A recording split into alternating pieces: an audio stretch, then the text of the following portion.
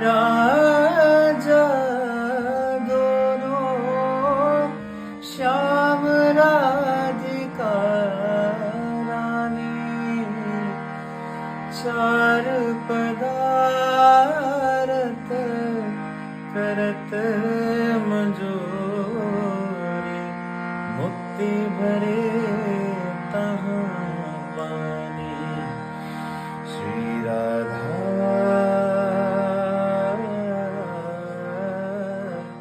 मेरी स्वामी मेरा। यमुना के किनारे बसा एक धाम, जहाँ भजन की ध्वनि, गलियों की रौनक और परंपराओं की लय साथ साथ चलती है। जहाँ की मिट्टी को ब्रजरज कहते हैं, जहाँ की गलियों में भक्ति के साथ साथ सादगी भरा जीवन भी बहता है। कहीं लस्सी की मिठास, कहीं वृंदावन के पेड़ों की खुशबू, और कहीं किसी गली के कोने से आती उस खाने की खुशबू जो मन को ठहरा दे। यह वृंदावन है, वो भूमि जहाँ श्री कृष्ण ने अपना बचपन जिया, जहाँ श्री राधा ने प्रेम को परिभाषित किया। यहाँ हर गली में कोई ना कोई लीला चलती रहती है, कुछ दिखती हुई, कुछ महसूस होती हुई। 5000 से ज्यादा मंदिर है यहाँ, लाखों श्रद्धालु आते हैं, पर इन्हीं के बीच कुछ ऐसे स्थान हैं जो सामने होते हुए भी अक्सर नजर से छूट जाते हैं। ना भीड़ का केंद्र, ना दिखावे का हिस्सा, बस एक जीवित परंपरा जो चुपचाप चलती रहती है। वृंदावन में बंशीवट के पास ही स्थित है मलूक पीठ। 16वीं सदी में संत मलूक दास जी द्वारा स्थापित यह स्थान आज भी उसी भक्ति परंपरा को जीवित रखे हुए है। यहाँ विराजमान है 1.5 लाख शालिग्राम, जो केवल नेपाल की गंडकी नदी में मिलते हैं, जिन्हें बनाया नहीं जाता और जिन्हें विष्णु का साक्षात स्वरूप माना जाता है। मलुक पीठ में हमारे यहाँ गुरुदेव भगवान की कृपा से लगभग 1.5 लाख शालिग्राम भगवान यहाँ विराजमान है, जो कि भारतवर्ष में एकमात्र मंदिर है। और भारतवर्ष में एकमात्र मंदिर है तो विश्व में भी कहीं और नहीं है इतने दर्शन एक जगह पे। और इनकी नित्य सेवा पूजा होती है, ऐसे नहीं कि केवल ला के रख दिए गए हैं दर्शन हो रहे हैं, ऐसा नहीं है। नित्य सेवा पूजा होता है, नित्य स्नान होता है, नित्य तुलसी चढ़ती, सबको चंदन लगते हैं और काफी समय लगता है इन सेवा में। और भगवान हमारे शालिग्राम भगवान गंडकी नदी में विराजमान है, जो कि नेपाल में है। नेपाल में गंडकी नदी है, वहाँ विराजमान है, वहाँ पाए जाते हैं। वहाँ से ही गुरुदेव भगवान ने की एक संकल्प रहा कि यहाँ पे 1.25 लाख शालिग्राम भगवान विराजमान है।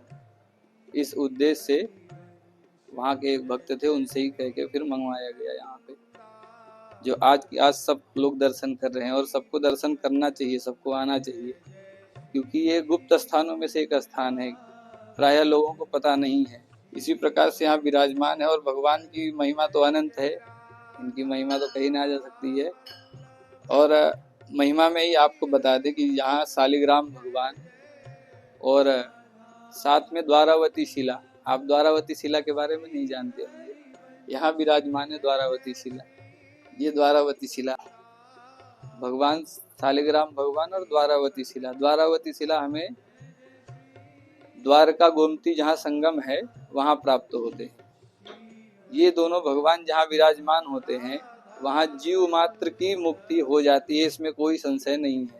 ऐसे ही आजन्मकृत पापा नाम कहा गया है कि आजन्मकृत पापा नाम प्रायश्चित्तम यैक्षति शीघ्रम नश्यति तत्सर्वं शालिग्राम शिलार्चनात्। कहने का अर्थ ये है कि आजन्मकृत, न जाने कितने जन्मों के पाप हम लोग ने कितनी बार नहीं किए होंगे, ऐसे सब पाप को नष्ट करने के लिए जो शीघ्र, अति शीघ्र जो नष्ट करते वो शालिग्राम भगवान की शिला के अर्चन से तत्क्षण नष्ट हो जाते हैं।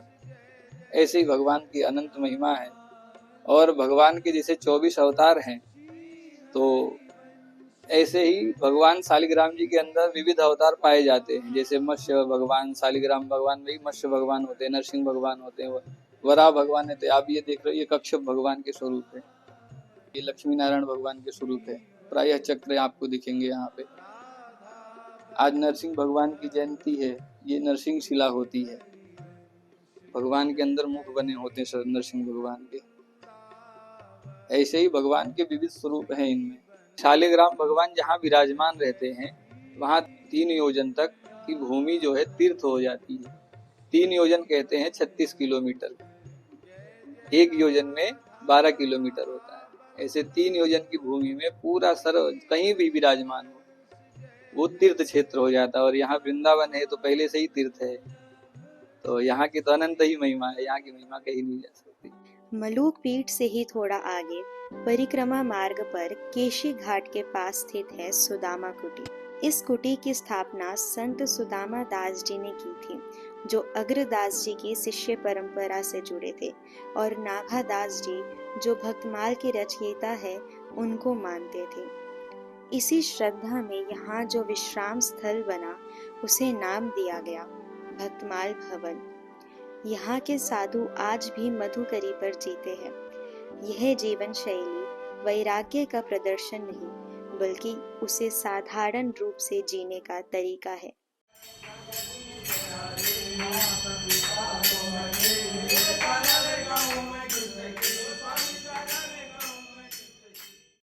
ये सुदामापति स्वामी श्री रामानंदाचार्य भगवान के अनुगत परंपरा में वैष्णव साधुओं के सेवा के लिए विशिष्ट स्थान है। श्री बड़े महाराज तातस्वरूपी परम पूज्य सुदामा दास जी महाराज आज से लगभग 100 वर्ष पूर्व इस वृंदावन की पावन धरा पर आकर यहाँ पर भजन तपस्या किए थे। साथ ही ठाकुर जी की ही प्रेरणा से उन्होंने ब्रिजवासियों के घर जा जा करके भिक्षा लेकर के संतों की सेवा करी। एक सेवा होती है हमारे अपने व्यय के द्वारा, हमारे पास जो संपत्ति उससे हम सेवा करते हैं, और एक होता है किसी से मांग करके फिर सेवा करना। तो ये दोनों ही चीज़ें सेवा के अंतर्गत आती है, लेकिन महान वह माना जाता है जो आप परिश्रम करके सेवा के लिए आप अपना डोनेशन दें। और महाराज जी जाते थे जिस समय में भारत आज़ाद ही हुआ था, और उस समय में आप सभी जानते हैं इस देश में अनाज की बहुत आपूर्ति थी। उस समय में अनाज नहीं मिलता था, लेकिन फिर भी ऐसी स्थिति में महाराज जी जा कर के प्रसाद संतों के प्रसादी के लिए अनाज लेकर आते थे और स्वयं से बना करके प्रसाद पवाते थे। यह तो एक बात है सेवा की।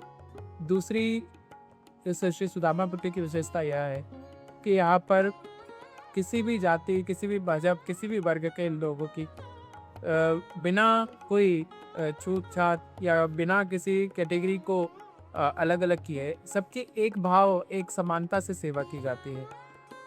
यह विशेषता इस स्थान की सदा से रही है, और अभी जो वर्तमान में हमारे सद्गुरुदेव भगवान इस स्थान का भरण पोषण और दिशा निर्देशन जो कर रहे हैं, वे भी इस बात को बड़े विशेष रूप से ध्यान रखते हैं कि किसी भी जीव की सेवा बिना भेदभाव से यहाँ पर हो सके।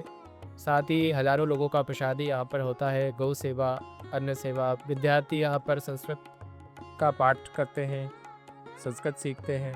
साथ ही यहाँ से अनेक महापुरुष तपस्वी निकले हैं जो आज भी समाज में जा कर के अपने अपने माध्यम से, अपने पुरुषार्थ से इस समाज को एक विशिष्ट दिशा निर्देशन कर रहे हैं, जो हम लोगों के लिए बहुत ही उपयोगी है। वृंदावन की भक्ति परंपरा के प्रमुख स्तंभों में से एक है स्वामी हरिदास जी। उनकी साधना से प्रकट हुए बांके बिहारी जी और उनकी परंपरा आज भी वृंदावन में कई स्थानों पर जीवित है। उसी परंपरा का एक महत्वपूर्ण स्थान है तटिया स्थान। स्वामी हरिदास जी की परंपरा के 7वें आचार्य स्वामी ललित किशोरी देव जी एकांत की तलाश में यहाँ आकर साधना करने लगे। इस पूरे क्षेत्र को बांस की लाठियों से घेरा गया।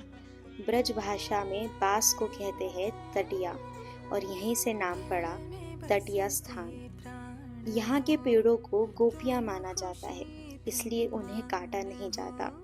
यह स्थान अपने नियमों पर आज भी वैसा ही है जैसा सदियों पहले था। श्री राधे, श्री हरिवंश।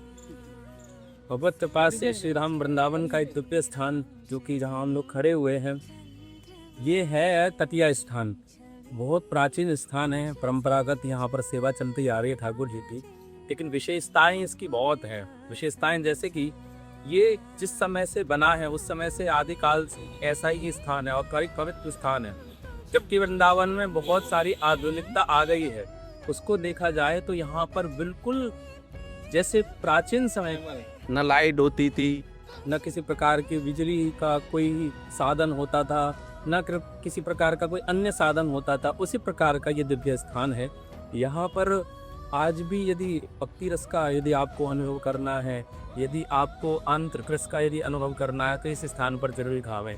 प्राचीन स्थान में इसको इसलिए कह रहा हूँ भैया, यहाँ पर आज भी ना तो कोई इलेक्ट्रिसिटी है, ना कोई मोबाइल आदि का कोई प्रवेश है, ना किसी प्रकार की वार्ता का यहाँ पर अनुमति है।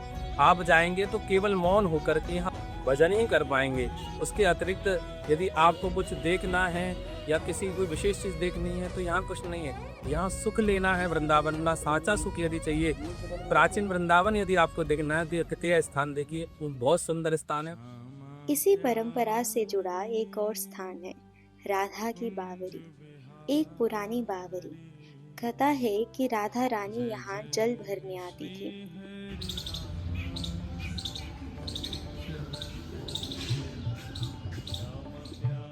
ये भजन इसलिए संतों की प्राचीन पुरानी, हमारी अपनी परंपरा के स्वामी श्री भागवत सिद्धदेव जी है, ये समाधि बनी हुई है। और जो है सामने इधर चतुर्दास जी की समाधि बनी है, आमने सामने बनी है बाहर। हाँ, ये दोनों गुरुदाई हैं, प्राचीन टाइम पे इन्होंने यहाँ भजन किया है। हाँ, स्वामी जी के बाद, हाँ, स्वामी जी की परंपरा की ऐसा। श्यामा प्यारे कुंज बिहारी, जय जय श्री हरिदास दुलारी। श्यामा प्यारी कुंज बिहारी, जय जय श्री हरिदास दुलारी। श्यामा प्यारी कुंज बिहारी, जय जय श्री हरिदास दुलारी। श्यामा प्यारी कुंज बिहारी, जय जय श्री हरिदास दुलारी। तो ये चतुर्दास जी की उससे चतुर बिहारी जी प्रकट हुए हैं। विग्रह जो बगल में मंदिर है, अपने यहाँ विग्रह की सेवा नहीं है, चित्रपट सेवा है, छवि सेवा है अपने यहाँ। यूँ करके जो है फिर वो तृतीय स्थान पहुँचा दिए। यहाँ से विग्रह 100 वर्ष हो गए यहाँ से तृतीय स्थान। ये जो है राधा बावरी है, जैसे पहले राजा महाराजा, वैसे इसको स्वामी भगवत रसदेव जी की बावरी बोलते हैं, राधा बावरी भी कह देते हैं। भाई राधा जी तो यहाँ की मालिक है, हाँ, ब्रज की, हाँ। और जो है भजन स्त्री संतों की प्राचीन, संत ही भजन करते चले आ रहे हैं। आज भी संत रह रहे हैं, चारों तरफ रह रहे हैं, या ऊपर, हाँ, नीचे दर्शन करो आराम। आज मान लो उधर मंदिर है, गिरिराज जी का है, बिहारी जी का है, गौशाला है,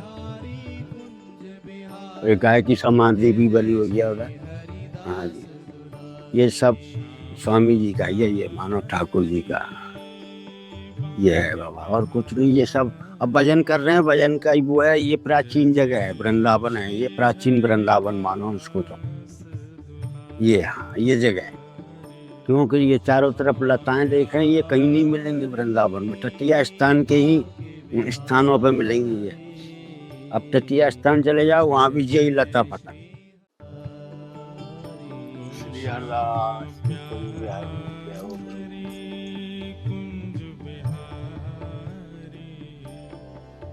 जय जय श्री हरिदास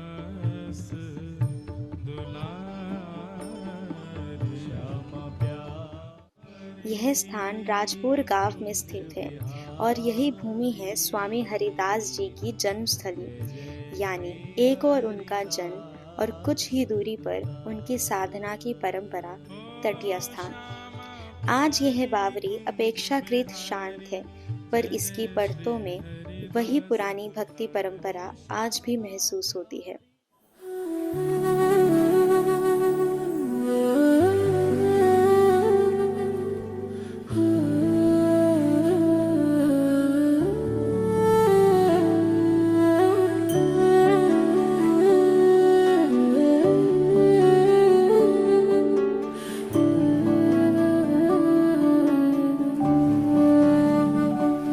मेरे प्यारे के प्यारे सजल से नयन, इन नैनों में करती हैं श्री जी शयन। मेरे प्यारे के प्यारे सजल से नयन, इन नैनों में करती हैं श्री जी शयन। इन नैनों की और क्या बात कहूँ, इन नैनों का करते हैं प्रेमी भजन। गर झलकूं न जग की किसी आँख में, राधा वल्लभ के नैनों में तुम। राजपुर गांव जो कि प्राचीन गांव है वृंदावन का, तो यहाँ राजपुर गांव में स्वामी हरदास जी महाराज सराड कुल में निम्बार्क संप्रदाय के अंतर्गत प्रकट हुए। 25 वर्ष यहाँ रहे, फिर इसके बाद निधवा विराजे। और यहाँ स्वामी विठल विपुल देव जी महाराज स्वामी हरदास जी के प्रथम शिष्य, उनका भी जन्म स्थान यही है। ये छवि है उनकी जन्म की। और स्वामी भगवत रसिक देव जी ने यहाँ भजन किया। और स्वामी चतुरदास जी महाराज ये तटीय स्थान के अंतर्गत ही स्थान आता है। प्राचीन लका पता गौ पक्षी, यही प्राचीन परंपरा की सेवा, इसको थोड़ा प्रचार प्रसार से बचाए रखा है। नहीं तो भैया भीड़ तो सभी जगह पहुंच गई, कारण से थोड़ा गुप्त रखा है। ये जो हित जो के साजन है बैरी पिया, इस बैरी को मैंने सर्वस्व दिया। घर पुकारे न कोई आवाज मुझे, हित नाम के गूंज में तुम देखना। घर देखो ना जमाने में और कहीं, राधा वल्लभ के और इसी यात्रा में वृंदावन की गलियों में आगे बढ़ते हुए बांके बिहारी मंदिर से लगभग 1 किलोमीटर की दूरी पर स्थित है शिव केशव देव जी मंदिर। वृंदावन के प्राचीन मंदिरों में से एक इस मंदिर की विशेषता है एक ही परिसर में 2 स्थान, एक और राधा केशव जी और दूसरी ओर महादेव। कहा जाता है यहाँ पर महादेव गोपी भाव को प्रकट करने के लिए आए थे और यहाँ यह भाव माना जाता है कि महादेव नित्य निरंतर श्री केशव देव जी को निहार रहे हैं। यह दृष्टि ही उनकी साधना है और यही इस स्थान की अनुभूति है। ये वृंदावन का प्रथम ऐसा प्राचीन मंदिर है जो कि 250 वर्ष से प्राचीन है। ये मंदिर का नाम है श्री शिव केशव देव जी महाराज, जिसमें कि राधा कृष्ण और भोलेनाथ आमने सामने विराजमान है, एक दूसरे को निहार रहे हैं। हरि हर मिलन दर्शन है जिसको हम कहते हैं। और ऐसा माना जाता है कि जब तक आप केशव देव जी महाराज के दर्शन करके महादेव जी के दर्शन नहीं करते हो तो वो दर्शन संपूर्ण नहीं माने जाते हैं। और इतनी शांति है इस मंदिर में, इतनी शांति मतलब पूरे वृंदावन में आप कहीं चले जाओगे तो भीड़ ही भीड़ है आपके लिए। ये अपने भक्तों को स्वयं बुलाते हैं, जिसके अंदर मतलब भाव है, श्रद्धा है, ठाकुर जी के प्रति प्रेम है, उसी को बुलाते हैं, बस हर किसी को भी नहीं बुलाते हैं।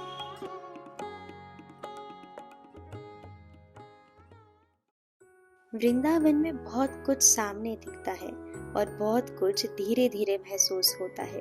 कभी यमुना किनारे बैठकर, कभी किसी गली में चलते हुए और कभी रात में जब वही गलियां चांद की रोशनी में शांत हो जाती है। तब समझ में आता है वृंदावन सिर्फ देखा नहीं जाता, धीरे धीरे जिया जाता है। राधे राधे। श्री राधा